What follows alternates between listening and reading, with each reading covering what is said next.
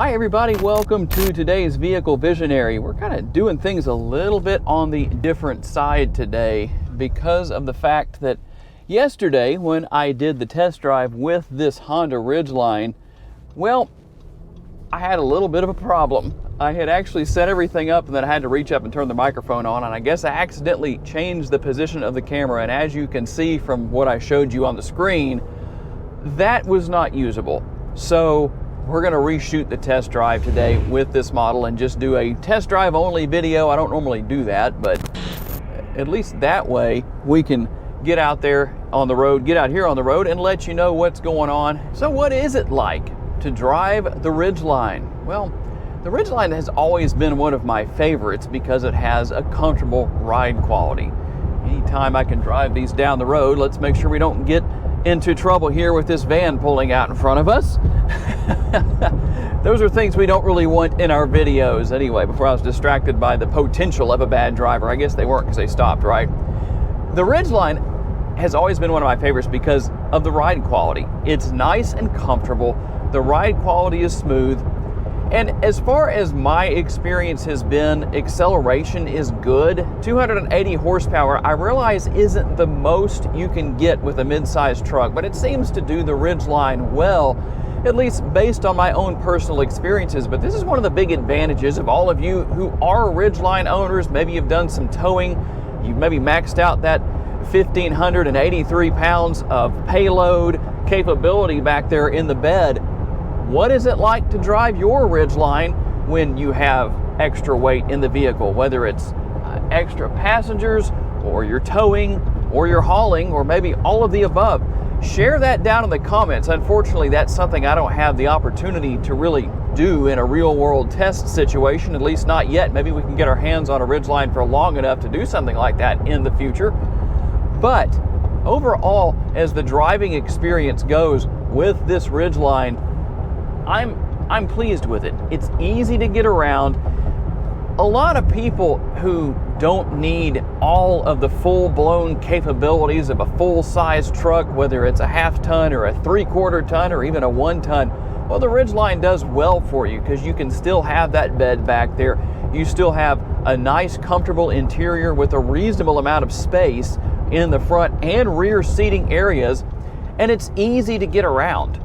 That's one thing that definitely makes a difference here. It's not a full-size truck, so you don't have the length and the width and the height and all the stuff that you have with other larger trucks. And even though in this day and age, I just can't imagine people complaining if they take advantage of the technology that we have in all of these vehicles now, especially when you have an overhead 360-degree view camera and different views such as that. But the one thing I always like to ask about is, as an owner, if you are an owner, tell us about your experience down in the comments with driving your Ridgeline in whatever conditions you have experience with. Now, one thing I didn't mention earlier in the video is that there are multiple driving modes. You've got drive, the normal, basically default driving mode. You have snow mode. We did talk about econ mode, or what I kiddingly call snail mode, but you know, right now that might be a good thing with gas being the price that it is. But you also have what is some people call sequential mode. It's essentially sport mode, no matter what people say, but whether you want to call it sport or whether you want to call it sequential, when you go into that S mode, maybe that's a little bit better, you can actually tell a difference in how the engine and transmission are behaving. Engine and transmission, let me get that right. That just didn't sound right when it came out. How the engine and transmission behave when you're driving down the road. It seems to be more free. The RPM comes up higher at a quicker rate. And so there's obviously some kind of a difference there. And it's not that it makes that big of a difference. I know the Ridgeline is by no means meant to be a high performance truck. That's a fact. That would be interesting to see Honda come up with a high performance version of the Ridgeline sometime in the future. There's all kinds of things you could say in the comments about whether you do or don't want to see that. But my ultimate verdict of the Ridgeline is always good for just basic everyday use. It has the functionality of a truck. It has a full interior for 5 people, and it's an enjoyable vehicle to drive. It's going to fit in your garage. It's not like a lot of full-size trucks or even some mid-sized trucks that might not fit lengthwise in some people's garages, depending on how new your house is, or if you had a larger garage put in.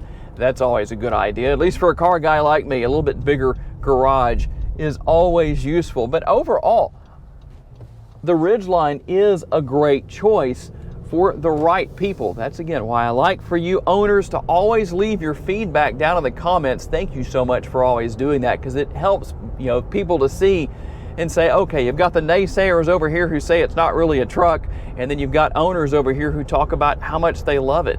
So tell us, what are your pros and cons as an owner down in the comments? I'm always interested to hear. The gas pedal is easy to manage. The brake pedal, while it feels a little bit soft, when you need to apply brake, the pedal itself may feel soft, but you realize that the Ridgeline is stopping as quickly as you need it to. So you can't always go by that, but then again, you can't always go by what those of us who are reviewing these vehicles are saying, because somebody else might hop in here who's used to a different vehicle on as their daily driver, as opposed to what I am, and they might say, well, that actually feels like a very well-balanced brake pedal. Kind of an interesting thing to consider when it comes to watching the test drives on these videos. It's always best to really just get out there and drive it for yourself. So as always, got to say a special thanks to my friends at Holmes Honda for loaning me this truck for the day. I always enjoy driving these Ridgelines, and I always appreciate each and every one of you who are kind enough to watch these videos.